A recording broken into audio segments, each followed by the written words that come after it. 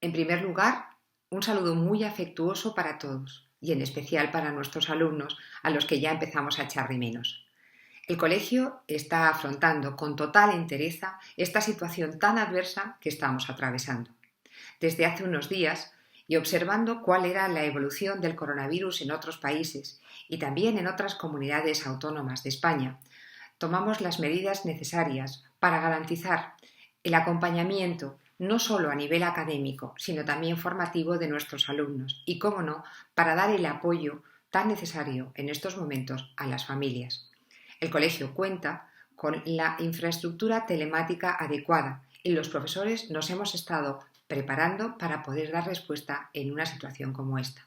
Es para nosotros un reto muy grande y queremos animarles a que se unan a nuestra lucha, que sigan luchando con nosotros. Entendemos bien cuál es la situación y queremos que sepan que pueden contar con nosotros para cualquier cosa.